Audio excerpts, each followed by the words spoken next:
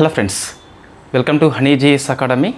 26th April daily current affairs with GS points. So ఈరోజు మనకి important articles వార్తల్లో ఉన్నాయి. ముఖ్యంగా రెండు పర్యావరణ అంశాలు వార్తల్లో వచ్చినాయి. అందులో ఒకటి మనం డిస్కస్ చేసినాం ఇంతకుముందు. తమిళనాడు లోపల 2వ బయోడైవర్సిటీ హెరిటేజ్ సైట్ అని చెప్పేసి డిక్లేర్ చేయడం జరిగింది. సో మనం డిస్కస్ చేద్దాం. So first day of importance చూస్తే, so 25th April very famous world malaria day అని చెప్పేసి పిలుస్తాం. సో జనరల్గా మనకి ఇటువంటిది థీమ్ అయితే గ్రూప్ 2 లాంటి ఎగ్జామ్లో కూడా వస్తుంది. ఈ సైన్స్ డేస్ కొన్ని ఉంటాయి. అందులో very famous 25th April malaria day అని చెప్పేసి. సో థీమ్ ఏంటంటే మనకి మలేరియా ఎండ్స్ విత్ అజ్ రాసుకోవాలి, కంపల్సరీ థీమ్ వస్తుందండి. So malaria ends with us అంటే మలేరియా మనతోనే ఎండ్ అవుతుంది. అయితే ఏం చేయాలి అంటే ఈ ఇయరు సో రీఇన్వెస్ట్ చేయాలి. సో మరొకసారి ఈ వ్యాధి యొక్క నిర్మూలన కోసం అని చెప్పేసి మనము పెట్టుబడి పెట్టాలి. రీఇమాజిన్ మరొకసారి మనం ఊహించుకోవాలి. సో మనము ఫైట్ చేస్తామని చెప్పేసి నమ్మాలి. రీఇగ్నైట్ మరొకసారి మనము బలపడాలని చెప్పేసి మొత్తం మీద మలేరియా వ్యాధి పోరాటం లోపల మరొక ప్రయత్నం చేయాలని చెప్పేసి ఈ ఇయర్ మనకి థీమ్ హైలైట్ చేస్తుంది. సో మనం మొన్న గ్రూప్ 1, గ్రూప్ 2, గ్రూప్ 3, గ్రూప్ 4 రాసి ఉన్నాం. అన్ఫార్చునేట్లీ ఫ్యామిలీ రీజన్స్ కావచ్చు, మనకి హెల్త్ ఇష్యూ కావచ్చు, లేదా ఫ్యామిలీ హెల్త్ ఇష్యూ కావచ్చు, డిఫరెంట్ రీజన్స్ వల్ల మనం కొంచెం వెనుకబడవచ్చు. సో బట్ ఈ ఇయర్ మరొకసారి మనం మరొక అటెంప్ట్ ఇవ్వగలిగితే మనం ముందుకు వెళ్ళొచ్చు. డిపెండ్ ఆన్ ది ఇండివిజువల్ అండి. మన యొక్క ఆర్థిక పరిస్థితి అంచనా వేసుకొని సో జాబ్ చేస్తూ చదవడమా, జాబ్ వదిలిపెట్టి పూర్తి సమయం కేటాయించడమా, depend on the individuals. So ఇప్పుడు ఏంటి అంటే ఈ 26th ఏప్రిల్ కూడా డే ఆఫ్ ఇంపార్టెన్స్ అనేది ఉన్నదండి. ఇది ఎకనామీకి సంబంధించిన అంశం వాస్తవంగా. So world intellectual property day అని చెప్పేసి పిలుస్తాం. ప్రపంచ మేధో సంపత్తి హక్కుల దినం అని చెప్పేసి వెరీ ఫేమస్. సో థీమ్ ఏంటి అంటే మ్యూజిక్ అండ్ ఐపీ అని చెప్పేసి పిలుస్తాం. సో మ్యూజిక్ అండ్ ఐపీ అని చెప్పేసి అంటే సో ఈ సంగీతం విషయంలో మేధో హక్కులు ఎక్కువ ఇయర్ ఫోకస్ చేస్తున్నాం మనం. వాళ్ళకి కాపీ రైట్స్ అనేవి ఇవ్వడం జరుగుతుంది. సో ఇప్పుడు ఎక్కువ సార్లు మనకి బయట ఒక అంశం వార్తల్లో ఉంది. ఏఆర్ రెహమాన్ మన వ్యాఖ్యానం చేసి ఉన్నాడు. సో ఈ సంగీతకారుల యొక్క టోన్ని, వాయిస్ని ఏ టెక్నాలజీ ఉపయోగించి కాపీ చేస్తున్నారట. అది వాళ్ళ యొక్క నైపుణ్యాన్ని మనం కాపీ కొడితే ఇన్ఫ్యాక్ట్ అది ఎఫెక్ట్ అవుతుంది. కాబట్టి ఈ ఇయరు ఈ ఇంటెలెక్చువల్ ప్రాపర్టీ ఏదైతే ఉందో మ్యూజిక్ విషయంలో ఫోకస్ చేస్తుంది. అందుకే మ్యూజిక్ అండ్ ఐపీ అని చెప్పేసి తీసుకోవడం జరిగింది. సో మనకి ఈ ప్రపంచ వాణిజ్య సంస్థ WTO పాఠం లోపల ఇది వస్తుందండి. ప్రపంచ మేధో సంపత్తి హక్కుల కోసం అని చెప్పేసి జెనీవా కేంద్రంగా మనకి వరల్డ్ ఇంటలెక్చువల్ ప్రాపర్టీ అనే సంస్థ పనిచేస్తుంది. UNO యొక్క అనుబంధ సంస్థ అది. ఇవి 2 డేస్ అనేవి ఎగ్జామ్ దృష్ట్యా ఇంపార్టెంట్ మనకి. నెక్స్ట్ ఇంకొకటి వార్తల్లో ఉంది. ఏప్రిల్ 24 నుంచి 30 వరకు అండి WHO కండక్ట్ చేస్తుంది వరల్డ్ ఇమ్యునైజేషన్ వీక్ అని చెప్పేసి. సో ప్రపంచ వ్యాధి నిరోధకత వారం అని చెప్పేసి పిలుస్తాం. థీమ్ ఏంటి మనకంటే ఇమ్యునైజేషన్ ఫర్ ఆల్, అందరికీ మనము టీకాలు ఇప్పించాలి. సో ఇది హ్యూమన్లీ పాసిబుల్ అని చెప్పేసి, సాధ్యమని చెప్పి చెప్పడం జరిగింది. అంటే అందరికీ టీకాలు అవసరం అని చెప్పేసి ఈ ఇయర్ మనకి థీమ్ నొక్కి చెప్తుంది. సో ఇమ్యునైజేషన్ ఫర్ ఆల్ అని చెప్పేసి థీమ్ తీసుకోవడం జరిగింది. ఈ 3 కూడా ఎగ్జామ్ దృష్ట్యా నాన్ గ్రూప్ 2 వాళ్ళకైతే very famous. Day of importance అనేది గ్రూప్ 2లో వస్తుందంటే గ్రూప్ 2లో రాకపోవచ్చు అండి. బట్ మన నాన్ గ్రూప్ 2 లాంటి ఎగ్జామ్ లోపల అయితే, గ్రూప్ 4 లాంటి ఎగ్జామ్ లోపల తప్పనిసరిగా వచ్చే అంశము ఈ SIPCకి అయితే తప్పనిసరిగా వస్తుంది. సో జీపో కనుక నోటిఫికేషన్ ఉంటే గిట్ట అందులో కూడా వస్తుంది. దేర్ ఈజ్ నో క్లారిటీ అండి. రోజుకో పేపర్ లోపల రోజుకోటి వస్తుంది మనం. సో మరి ఇప్పుడు ఏం చేయాలి? GS సిలబస్ చదువుకోవాలి. లేని సిలబస్ ఉన్నట్టుగా ఊహించుకొని దానికోసం పుస్తకాల సేకరణ కావచ్చు, యూట్యూబ్ వీడియోస్ కావచ్చు, కొత్త కోర్సుల కొనుగోలు కావచ్చు, అది చేస్తే మనకి ఇప్పుడు ఉపయోగపడదు. సిలబస్ అనౌన్స్మెంట్ కంటే ముందు కామన్ సిలబస్ చదువుకోండి. సిలబస్ తర్వాత ఏమన్నా మార్పులు వస్తే ఆ సమయాన్ని మనం కేటాయించుకోవచ్చు. ఫస్ట్ అయితే మనం ఉన్న సిలబస్ చదువుకోవాలి. లేని దానికోసం పాకులాట ఈ పోటీ పరీక్షల యుగంలో అంతగా పనికిరాదు. లేనిది మనకు ఎంత అవసరం ఉందని చెప్పేసి మనం క్వశ్చన్ వేసుకోవాలి. గవర్నమెంట్ చెప్పలే ఏం చెప్పలే, సో మనమే దీన్ని ఆతృత ఎక్కువ పడుతున్నాం. నెక్స్ట్ అండి, ఎకనామీ మనకు వార్తల్లో ఉంది.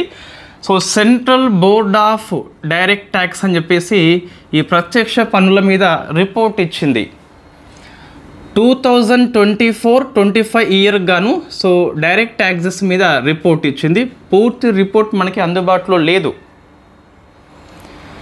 సో బట్ అందుబాటులో ఉన్న సమాచారం ప్రకారం చూస్తే 2024-25లో మొత్తం ప్రత్యక్ష పన్నుల వసూళ్ళు గ్రాస్ అని చెప్పేసి పిలుస్తాం 27.02 లక్షల కోట్లు అని చెప్పేసి ఉన్నదండి. సో ఇంగ్లీష్ మీడియం వాళ్ళకి లక్షల కోట్లు అంటే ఇబ్బంది కాదు, ఈజీగా అర్థమవుతుంది. సో గ్రాస్ ఇది కొద్ది మనకి రీఫండ్ వెళ్ళిపోతుంది. కొంతమంది సో ట్యాక్స్ కంటే ఎక్కువ కడతారు, ఐటీఆర్ దాఖలు చేసినప్పుడు రీఫండ్ చేయడం జరుగుతుంది. ఆ రీఫండ్ చేసినాక మనకి మిగిలింది నెట్ డైరెక్ట్ ట్యాక్స్ అని చెప్పేసి పిలుస్తాం. నికర ప్రత్యక్ష పన్ను వసూళ్ళు 20, ఇది గుర్తుపెట్టుకోవాలి, దీనికంటే ఇది అవసరం అండి. 22.26 లక్షల కోట్లు అని చెప్పేసి సో ఈ ఇయర్లో జమ చేయడం జరిగింది. సో 22.26 లక్షల కోట్లు అని చెప్పేసి ఆ గణాంకాలు అవసరము. లాస్ట్ ఇయర్తో కంపేర్ చేస్తే ప్రత్యక్ష పన్నుల వసూళ్ళు పెరిగింది మనకు. So direct tax to GDP ratio అంటే మనకు జీడిపి లోపల ప్రత్యక్ష పన్నుల వసూళ్ళ వాటా ఎంత అని చెప్పి చూస్తే 6.7 అండి. సో ఇది గడిచిన 24 ఇయర్స్ లోపల ఇదే అత్యధికం మనకు. లాస్ట్ ఇయర్ 6.6 అని చెప్పేసి ఉంటుంది. ఇది డాటా మనకు అవసరం ఉంటుందండి. నేను చెప్పేది ట్యాక్స్ టు జీడిపి రేషియో కాదు, అదేంది ప్రత్యక్ష పన్ను పరోక్ష పన్ను మొత్తము జీడిపి లోపల ఎంత వాటా, ట్యాక్స్ జీడిపి రేషియో అంటే. నేను చెప్పేది డైరెక్ట్ ట్యాక్స్ జీడిపి రేషియో అని చెప్పేసి చెప్తున్నా. 6.7 అని చెప్పేసి గుర్తుపెట్టుకోవాలి. ఒక ఐడియా పెట్టుకోండి, 2023-24 ఇయర్లో, అంతకుముందు ఎకనామిక్ ఇయర్లో ట్యాక్స్ టు జీడిపి రేషియో 11.7 అని చెప్పేసి ఉంటే ఇప్పుడు దాదాపు మనకు అంతే వస్తుందండి. ఒక ఐడియా ఉండాలి. సో మరీ ఇయర్కి డాటా అంతగానం ఏం మారదు. ఒక ఐడియా ఏంటి, మనకి 11.5 నుంచి 12 మధ్యన ఉంటుంది ట్యాక్స్ జీడిపి రేషియో. అట్లా మనం గుర్తుపెట్టుకోవాలి, సరిపోతుంది. ఇది ఎప్పుడైనా సరే మనకు 6.5 నుంచి 6.7 దాకా ఉంటుంది. అది 5.1 నుంచి 5.2 దాకా అట్లా ఉంటుంది. జస్ట్ మనం ఒక ఐడియా పెట్టుకుంటే ఏమవుతుంది అంటే ఎగ్జామ్లో మనం తప్పు చేయము. యాక్యురేట్ ఫిగర్ గుర్తుంటే మంచిదే, బట్ ఎంత ఉంటుంది ఒక బ్రాడ్ ఐడియా ఉంటే మనము యాక్యురేట్ ఫిగర్ గుర్తు లేకపోయినా ఆన్సర్ చేయవచ్చు. సో ఇది ప్రశ్న వస్తుందండి. ప్రత్యక్ష పన్నుల వసూళ్ళు జీడిపి లోపల చూస్తే 6.7 అని చెప్పేసి ఒక 24 ఇయర్స్ లోపల ఇది ఆల్ టైమ్ హై అని చెప్పేసి పిలుస్తాం. అంటే ప్రత్యక్ష పన్నుల వసూళ్ళు క్రమంగా మనకి ఎక్కువ అవుతుందని చెప్పేసి చెప్పొచ్చు. నెక్స్ట్ ట్యాక్స్ బ్యూయన్సీ అని చెప్పేసి ఉంటుంది. సో ట్యాక్స్ బ్యూయన్సీ అని చెప్పేసి పిలుస్తాం. ఇది ఏంటంటే ఎంత ట్యాక్స్ జమ జరిగింది. సో ఇక్కడ ఒక రేషియో వస్తుంది మనకు. So tax growth rate by GDP growth rate. అంటే జీడిపి పెరుగుతున్నప్పుడు ట్యాక్స్ వసూళ్ళు ఇంక్రీజ్ అవుతున్నాయా లేదని చెప్పేసి ఈ నిష్పత్తి మనకు చెప్తుంది అన్నట్టు. ఇప్పుడు ఈ ఇయర్ చూస్తే 1.57 అని చెప్పేసి చెప్తాం. ట్యాక్స్ బ్యూయన్సీ క్రమంగా పెరుగుతుంది అంటే జీడిపికి పెరుగుదలకు అనుగుణంగా ట్యాక్స్ మనకి ఇంక్రీజ్ అవుతున్నట్టుగా తీసుకోవచ్చు. ట్యాక్స్ బ్యూయన్సీ అంటే ఏంటి అంటే ఇక్కడ ఎక్కువ మరీ డీప్గా థింక్ చేయవద్దు. జీడిపి పెరుగుదలతో పాటు ట్యాక్స్ పెరుగుదల రేటు ఎలా ఉన్నదో చెప్తుంది. జీడిపి గ్రోత్ రేటుతో పాటు ట్యాక్స్ గ్రోత్ రేట్ని కంపేర్ చేసి చెప్తుంది. సో ఇది మీకు 1 వస్తే గిట్ట, ఇది 1 వస్తే గిట్ట ఇది ఎంత ఉందో ఇది అంతే ఉన్నట్టు కదా. ఇది ఒక మంచి సూచిక మనకి. 1 కంటే ఇంకెక్కువ వచ్చినా కూడా మంచి సూచికనే మనకి. ఇన్ఫ్యాక్ట్ జీడిపి కంటే ట్యాక్స్ గ్రోత్ రేట్ చాలా ఎక్కువ ఉన్నట్టు. సో మనం వీళ్ళు ఎక్కువ ట్యాక్స్ వసూలు చేస్తున్నట్టుగా చెప్పొచ్చు మనం. అదే 1 కంటే తక్కువ ఉంటే గిట్ట జీడిపి గ్రోత్ రేట్ ఎక్కువ అవుతుంది, సో ట్యాక్స్ తక్కువ అవుతుంది. అంటే పన్ను ఎగవేత ఎక్కువ ఉన్నట్టుగా మనం చెప్పొచ్చు. సో 1 కంటే తక్కువ ఉంటే పన్ను ఎగవేత ఎక్కువ ఉన్నట్టు, లేదా ఆ దేశం లోపల పన్ను వసూలు చాలా పూర్ ఉంది. ఫర్ ఎగ్జాంపుల్ మీకు ఇది 2 తీసుకోండి, ఇది 1 తీసుకోండి, 1/2 అని చెప్పేసి 0.5 వస్తుంది. అంటే వాల్యూ 1 కంటే తక్కువ ఉంది. ఇన్ఫ్యాక్ట్ జీడిపి ఎక్కువ గ్రోత్ ఉన్నది, ట్యాక్స్ తక్కువ ఉన్నది. అంటే 1 కంటే తక్కువ వస్తే అర్థమైంది అంటే ఆ దేశం లోపల పన్ను వసూళ్ళు సో చాలా ఇది తక్కువ గ్రోత్ రేట్ కలిగి ఉన్నది. లేదా మంచి ట్యాక్స్ స్ట్రక్చర్ లేనట్టుగా మనం తీసుకుంటాము, లేదా మనం పౌరుల నుంచి ఆలోచన చేస్తే ఎక్కువ పన్ను ఎగవేత ఎక్కువ ఉన్నది. కొన్నిసార్లు మనకి ఇది 2 అనుకోండి, ఇది 1 అనుకోండి, సో 2/1 అని చెప్పేసి పిలుస్తాం కదా. జీడిపి గ్రోత్ రేట్ 1 ఉంటే ట్యాక్స్ ఎక్కువ ఉన్నది, ఆ దేశంలో ప్రభుత్వము బలవంతంగా పన్ను వసూలు చేస్తుంది, అట్లా మనం అర్థం చేసుకోవచ్చు. లేదా పన్ను చెల్లింపుదారుల సంఖ్య ఎక్కువ ఉన్నదని చెప్పవచ్చు. సో ట్యాక్స్ బిలియన్స్ మొత్తం మీద ఏం గుర్తుపెట్టుకోవాలి అంటే జీడిపితోని ట్యాక్స్ అనేది ఏ విధంగా ఉందని చెప్పేసి చెప్పడం జరుగుతుంది. సో అది మనం ట్యాక్స్ బిలియన్స్ అని చెప్పేసి చెప్తాము. సో ఇది గణాంకాలు అవసరమా ఇన్ని 22.26 అని చెప్పేసి అంటే దీంట్లో కనీసం ఏది గుర్తుపెట్టుకోవాలంటే 6.7 అని చెప్పేసి గుర్తుపెట్టుకోవాలి, 1.57 అని చెప్పేసి ట్యాక్స్ బిలియన్స్ గుర్తుపెట్టుకోవాలి. సో మిగతాది అంతగా అయితే మనకు అవసరము లేదు అనే చెప్పాలి. రైట్.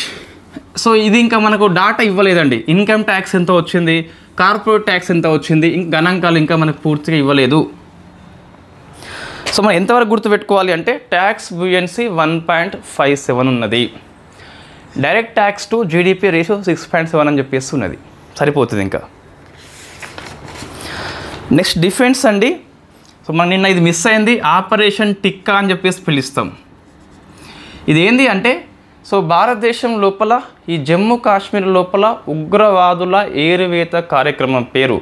ఇది ఎప్పటి నుంచో ఉంది, మనకు మొన్న పహల్గాము ఉగ్రవాద దాడి తర్వాత స్టార్ట్ చేయలేదు, అంత ముందు నుంచే మనకి ఇది ఉన్నది. సో ఆపరేషన్ టిక్కా అని చెప్పేసి పిలుస్తాం. సో ఇది ఎందుకు వార్తల్లో వచ్చిందంటే మొన్న ఈ ఉరి ప్రాంతం అని చెప్పేసి ఈ జమ్మూ కాశ్మీర్ లోపల బారాముల్లా ప్రాంతం లోపల ఉంటుంది. సో సైనిక స్థావరం ఇక్కడ మనది ఉంటుంది అన్నట్టు. ఉగ్రవాదులు దీనికోసం అని చెప్పేసి వస్తే మన వాళ్ళు ఫైట్ చేసి వాళ్ళను సో చంపేయడం జరిగింది. సో అందుకు మనకి ఆపరేషన్ టిక్కా అని చెప్పేసి వార్తల్లో వచ్చింది. ఆపరేషన్ ఆక్రమణ్ వార్తల్లో ఉంది, అదేంటంటే ఇండియన్ ఎయిర్ ఫోర్స్ యొక్క విన్యాసము. ఆపరేషన్ ఆక్రమణ్ అని చెప్పేసి పిలుస్తాం. సో డిఫెన్స్ కరెంట్ అఫైర్స్ అండి. సో స్పేస్ కరెంట్ అఫైర్స్ మనకి ఏమీ లేవు. తర్వాత సైన్స్ అండ్ టెక్నాలజీ అదర్స్ అని చెప్పేసి సో వెరీ ఫేమస్ మనకు ఒక కార్యక్రమం వార్తల్లో వచ్చిందండి, దాని పేరు ఏఐ కిరణ్.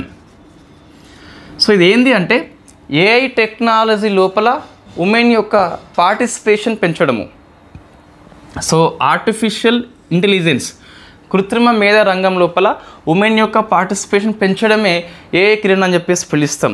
దీన్ని ఎవరు లాంచ్ చేయడం జరిగింది అంటే so principal scientific adviser to government of India. Government of India యొక్క ప్రధాన శాస్త్రీయ సలహాదారు అని చెప్పేసి ఉంటారు. సో వాళ్ళు ఈ స్కీమ్ని స్టార్ట్ చేయడం జరిగింది. ఉమెన్ యొక్క ఎంపవర్మెంట్ కోసం పనిచేస్తుంది. ఏ రంగం లోపల? ఏఐ రంగం లోపల. సో ఇది గుర్తుపెట్టుకోవాలి compulsory. Government initiative, government schemes అని చెప్పేసి పిలుస్తాం. రానున్న గ్రూప్ 2లో జిఎస్ పేపర్లో మనకి polity, economy, society, Telangana history ఇవన్నీ తీసిపడేస్తారండి.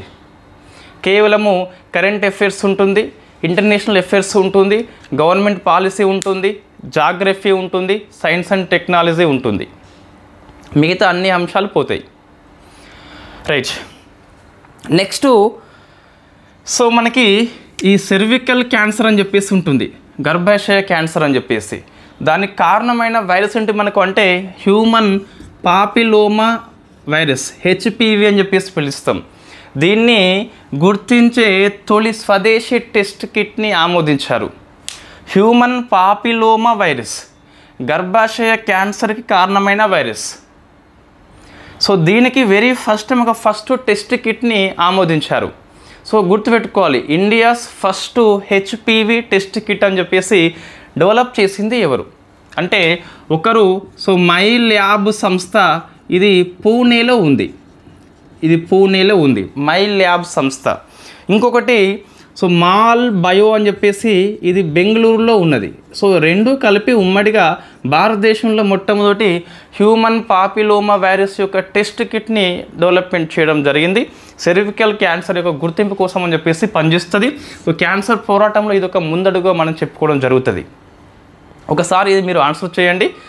భారతదేశంలో ఈ సెర్వికల్ క్యాన్సర్ కోసం అని చెప్పేసి మొట్టమొదటి వ్యాక్సిన్ నేమ్ ఏంటి, ఏ సంస్థ దాన్ని డెవలప్ చేయడం జరిగింది? సో వెరీ ఫేమస్ క్వశ్చన్ అండి, అది బాగా మనం గుర్తుపెట్టుకోవాలి కంపల్సరీ. సో సైన్స్ అండ్ టెక్నాలజీలో మీకు 2 వార్తలు వచ్చినాయి. ఒకటేమో ఏఐ కిరణ్, ఇది ఏఐ టెక్నాలజీ లోపల ఉమెన్ ఎంపవర్మెంట్ కోసం అని చెప్పేసి పనిచేస్తుంది. Principal scientific adviser to government of India దీన్ని లాంచ్ చేయడం జరిగింది. నెక్స్ట్ హ్యూమన్ పాపిలోమా వైరస్ అని చెప్పేసి ఉన్నది. ఇది గర్భాశయ క్యాన్సర్ కారణమైన వైరస్. మొత్తం 4 టైప్స్ ఉంటుంది ఇది. సో సెర్వికల్ క్యాన్సర్కి ఈ పరీక్ష వెరీ వెరీ ఇంపార్టెంట్. మనము ఫస్ట్ స్టేజ్లో గుర్తిస్తే నివారణ సాధ్యమవుతుంది. So my lab and mall bio, ఒకటి పూణే ఒకటి బెంగళూరు, 2 కలిపి ఈ టెస్ట్ కిట్ని రూపొందించారు. ఇది హిందూ పేపర్లో మాత్రమే వచ్చిందండి, ఇంకా వేరే పేపర్లో దీంట్లో రాలేదు. కాబట్టి సో గుర్తుపెట్టుకోవాలి. నెక్స్ట్ అండి, సో ఎన్విరాన్మెంట్ కరెంట్ అఫైర్స్లో 2 ఇంపార్టెంట్ అంశాలే, బట్ ఒకటి మనం ఇంతకుముందు డిస్కస్ చేసి ఉన్నాము. అందులో ఫస్ట్ది సో కసం పట్టి అని చెప్పేసి ఉన్నది. ఇది నౌనే, మనకి ఇంగ్లీష్లో కూడా సేమ్ ఇట్లనే ఉంటుంది. సో కసం పట్టి అని చెప్పేసి తమిళనాడు లోపల మనకి 2వ బయోడైవర్సిటీ హెరిటేజ్ సైట్గా గుర్తించింది. స్టేట్ గవర్నమెంటే గుర్తిస్తుంది. సో సెకండ్దండి, ఇది మార్చ్ కరెంట్ అఫైర్స్లో కూడా వచ్చింది. ఇప్పుడు అఫీషియల్లీ నోటిఫై చేయడం జరిగింది. అప్పుడు ప్రకటించారు, ఇప్పుడు నోటిఫై చేయడం జరిగింది. సో ఇది మరి ఫస్ట్ ఏంటి అంటే ఆరిట్ట పట్టి, ఇది కసం పట్టి, అదేమో సో ఆరిట్ట పట్టి అని చెప్పేసి పిలుస్తాం. సో ఇది ఫస్ట్ది అండి, ఇది సెకండ్ అని చెప్పేసి పిలుస్తాం. ఇది దీంతో ఇండియాలో 48th so 48th biodiversity heritage సైట్గా గుర్తింపు వచ్చింది. ఇట్ ఈస్ 48th అండి, గుర్తుపెట్టుకోవాలి. ఇట్ ఈస్ 48th ఇండియా లోపల. తమిళనాడు లోపల సెకండ్ ఇది. ఫస్ట్ వచ్చేసి ఆరిట్ట పట్టు, ఇది కసం పట్టి, రైట్. అయితే సో బయోడైవర్సిటీ హెరిటేజ్ సైట్ని ఎవరు నోటిఫై చేస్తారు అంటే స్టేట్ గవర్నమెంటే చేస్తుంది. స్టేట్ గవర్నమెంటే చేస్తుంది, స్థానిక కమ్యూనిటీని కన్సల్టైజ్ చేస్తుంది అన్నట్టు. పెద్దగా ఇక్కడ మీకు మానవ కార్యకలాపాలు ఎక్కువ కంట్రోల్ చేయబడవు, యథావిధిగా కొనసాగుతాయి. మరీ మైనింగ్ లాంటివి తప్పితే సో ఆల్మోస్ట్ మనకి హ్యూమన్ యాక్టివిటీస్ అన్నీ కంట్రోల్ కాకుండా కొనసాగింపు చేసుకోవచ్చు. ఇండియాలో ఫస్ట్ చూస్తే సో ఫస్ట్ BHS మనకి సో నల్లూరి చింతపండు తోట అని చెప్పేసి ఫ్రమ్ కర్ణాటక అండి, from Karnataka. It is first BHS. Group 2 APPS వాళ్ళకి బాగా ఫేమస్ క్వశ్చన్స్ ఇవన్నీ కూడా. తెలంగాణలో ఉన్నది మనకి వెరీ ఫేమస్ అమీన్పూర్ అని చెప్పేసి పిలుస్తాం. ఇది సంగారెడ్డి డిస్టిక్ లోపల ఉంటుంది. దీని స్పెషల్ ఏంటి అంటే తెలంగాణలో ఏకైక BHS, దాంతోపాటు ఇండియా మొత్తంలో అర్బన్ ప్రాంతంలో ఉన్న ఏకైక BHS. ఇది అర్బన్ ప్రాంతం లోపల ఉన్నది, తెలంగాణలో ఫస్ట్ది కూడా. సో 48th కసంపట్టి అని చెప్పేసి గుర్తుపెట్టుకోవాలి. TGPSC ఇటువంటి క్వశ్చన్స్ ఎక్కువ అడుగుతుందండి. 48th నెంబర్ అని చెప్పేసి ఇండియాలో ఎన్నోది అట్లా ప్రశ్న వస్తుంది. So next very famous article ఇంకోటి వార్తల్లో వచ్చింది, సిమ్లీపాల్ టైగర్ రిజర్వ్ అని చెప్పేసి ఉంది. సో సిమ్లీపాల్ టైగర్ రిజర్వ్ అని చెప్పేసి ఇదేంటిదంటే ఒడిషా లోపల 2వ జాతీయ పార్కు, సెకండ్ నేషనల్ పార్కుగా ఒడిషా ప్రభుత్వము నోటిఫై చేసింది. జాతీయ పార్కులు కూడా స్టేట్ గవర్నమెంట్ నోటిఫికేషన్ ద్వారా స్టార్ట్ చేస్తారు అన్నట్టు. మరి ఒడిషాలో ఫస్ట్ ఏంటి మనకంటే సో బితర్కానీకా అని చెప్పేసి ఉంటుంది. సో బితర్కానీకా అని చెప్పేసి ఉంటుంది. సో ఇది ఫస్ట్ది, సెకండ్ వచ్చేసి సిమ్లీపాల్ అండి. అయితే మరి ఇండియాలో ఎన్నోది అంటే మనకు 3 ఆన్సర్స్ ఉన్నాయండి దరిద్రంగా. సో ఫస్ట్ దరిద్రం ఏంటంటే wildlife institution of India 106ని పేర్కొంటుంది, ఇంకా దాన్ని అప్డేట్ చేయలేదు. అయితే వాళ్ళు ట్విట్టర్ లోపల ఈ సిమ్లీపాల్ని కూడా 106 అని చెప్పారు, బట్ తప్పు, అది తప్పు. వాళ్ళు తర్వాత దాన్ని సో మిస్టేక్ సరి చేసుకోవడం జరిగింది. ఇంకా వాళ్ళు ఒడిషా రాష్ట్రాన్ని ఇంకా కూడా వాళ్ళు ఒరిస్సాగా చెప్పడం జరిగింది. So there is no clarity ఎన్నో అని చెప్పేసి. సరే నెక్స్ట్ చూద్దాం. తర్వాత ఒడిషా ఏమన్నదంటే ఇది ఇండియాలో 107 అని చెప్పేసి చెప్పడం జరిగింది. సో బట్ మనం డిస్కస్ చేసినాం ఇంతకుముందు మార్చ్ కరెంట్ అఫైర్స్లో, ఐ థింక్ ఫిబ్రవరి వచ్చి మొత్తం మీద లాస్ట్ 2 monthsలో ఎక్కడో ఒకటి ఉంటుంది. ఏంటిదంటే సో ఇక్కడ చూస్తే మీకు అస్సాం లోపల మనకు చిరంగు అని చెప్పేసి ఉన్నది. సో చిరంగు జాతీయ పార్క్ అని చెప్పేసి అస్సాం లోపల ఇది 8వదండి. 108వది. అస్సాం లోపల ఇండియాలో 107వది. మరి ఇది 107వది కదా, ఇది ఎన్ని అవుతుంది? 108 అవుతుంది. సో మనము క్లారిటీ తీసుకున్న తర్వాత ఇన్ఫ్యాక్ట్ WII సంస్థ అనేది సో అఫీషియల్లీ నోటిఫై చేస్తుంది మనకు.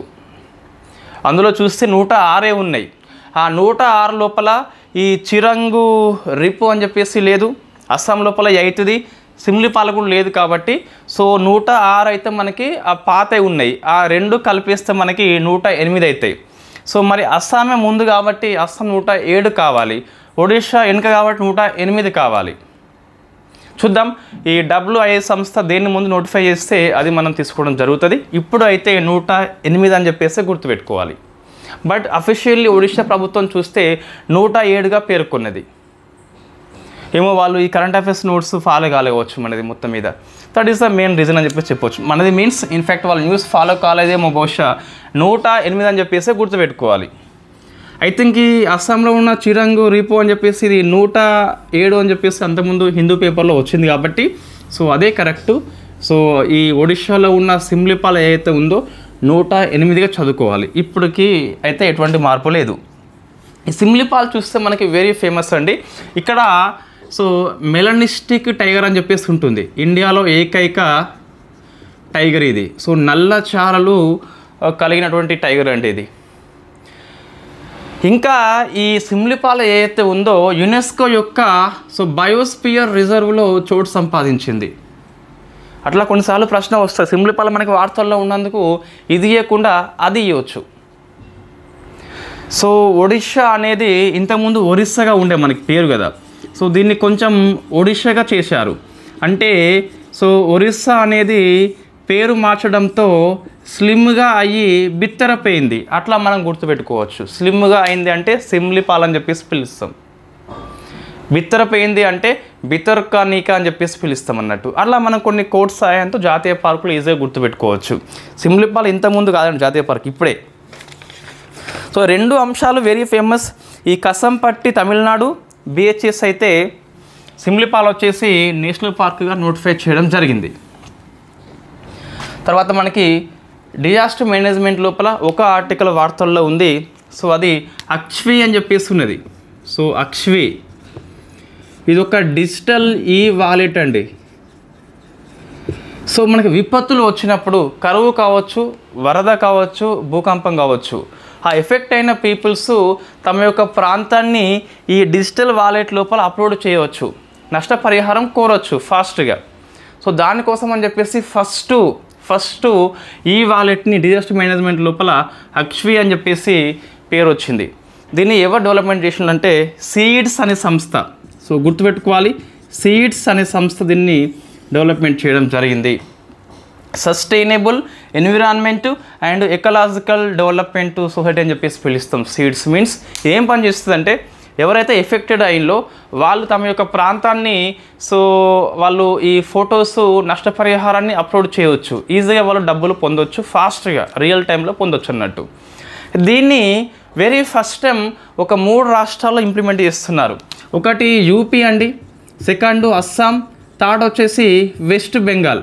So UP, Assam and west Bengal అని చెప్పేసి మొత్తం మనకి 3 ఇవ్వడం జరిగింది. ఒక పైలట్ బేస్ లోపల ఈ 3 రాష్ట్రాలు అమలు చేస్తున్నారు.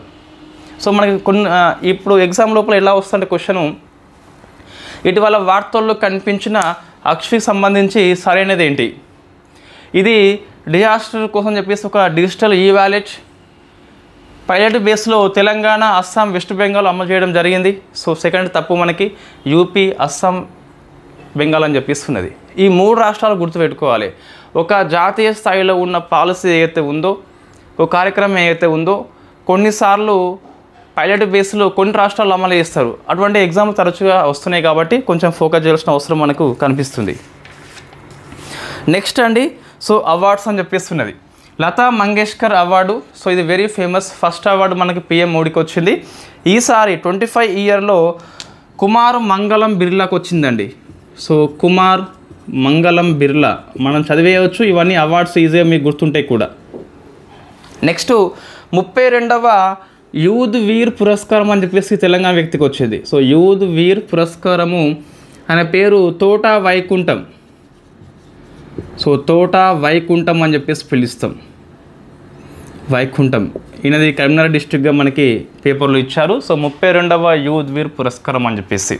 నెక్స్ట్ నేషనల్ పంచాయతీ అవార్డ్స్ మనం డిస్కస్ చేసినాం ఆల్రెడీ.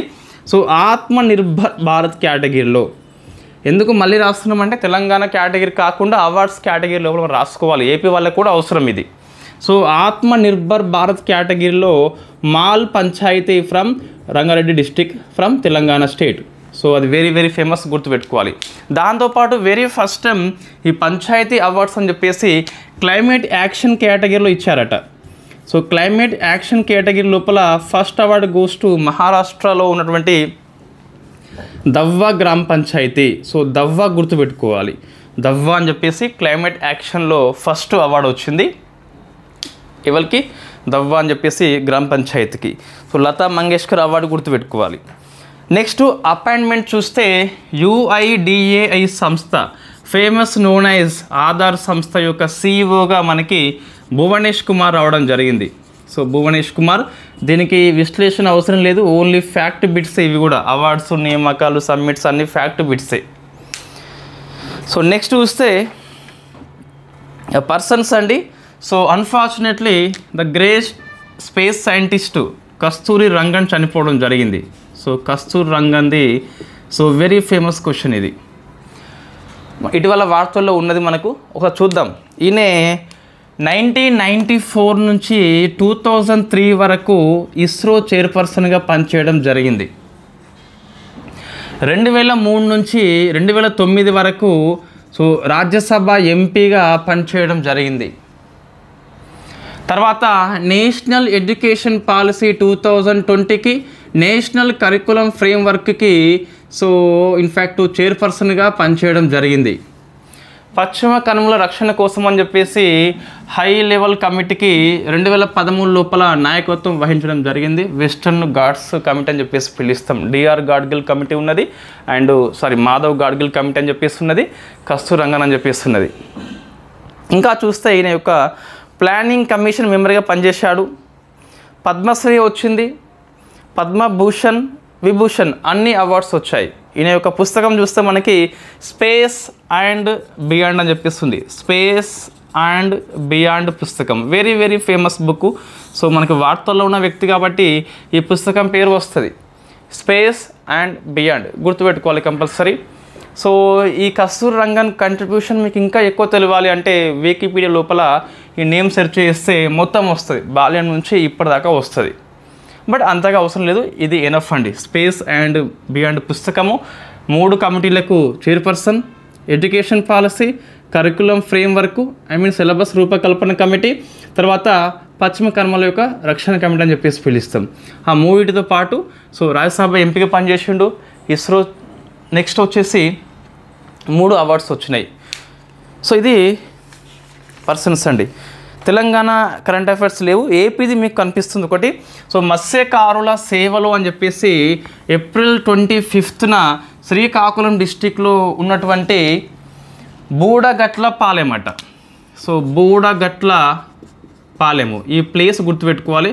మన సీఎం బాబు గారు సో మత్స్యకారుల సేవలో కార్యక్రమాన్ని స్టార్ట్ చేసిండు. ఈ ఏప్రిల్ 15 నుంచి జూన్ 15 వరకు 2 మంత్స్ పాటు ఈ చేపల వేట నిషేధం ఉంటుంది, పట్టకుండా. వాళ్ళకి డబ్బులు అవసరంగా చేపల ఫ్యామిలీస్కి సో వాళ్ళకి 20,000 రూపాయలు ఇస్తారట మంత్లీ. సో మంత్లీయా మొత్తం మీద ఫర్ ఫ్యామిలీ 2 మంత్స్ గాను 20,000 ఇస్తారట. మొత్తం మీద ఎన్ని కుటుంబాలు లబ్ధి అంటే 1,29,178 కుటుంబాలు లబ్ధి అయితే అవుతారట. సో ఇది 2 మంత్స్ పాటు పనిచేస్తుంది. ఏప్రిల్ 15 నుంచి జూన్ 14 వరకు పనిచేస్తున్నట్టు. సో వెరీ ఫేమస్ స్కీమ్ అండి, ఏపీ వాళ్ళ కోసం పనికి వస్తుంది. మన ఏపీ కరెంట్ అఫైర్స్ అయితే కవర్ చేస్తున్నాము, సో భయపడొద్దు. ఓకే, ఇది ఈరోజు కరెంట్ అఫైర్స్ అండి. సో రేపు సండే నేను మోస్ట్లీ ట్రై చేస్తాను, ఏమన్నా అడిట్ అయినా కూడా మండే మనము 2 డేస్ కలిపి డిస్కస్ చేద్దాం. కరెంట్ అఫైర్స్ మీకు 24 నుంచి మొన్నటి నుంచి మనం మార్నింగ్ క్లాస్ చేస్తున్నాం కదా. సో రేపు ఒకరోజు క్లాస్ అనేది నేను ఇన్ఫ్యాక్ట్ హైదరాబాద్ పోవాల్సిన అవసరం ఉన్నది. ఇన్ఫ్యాక్ట్ పోతే గిట్ట సండే క్లాస్ కాకుండా మనం మండే చేద్దాం. So thank you very much.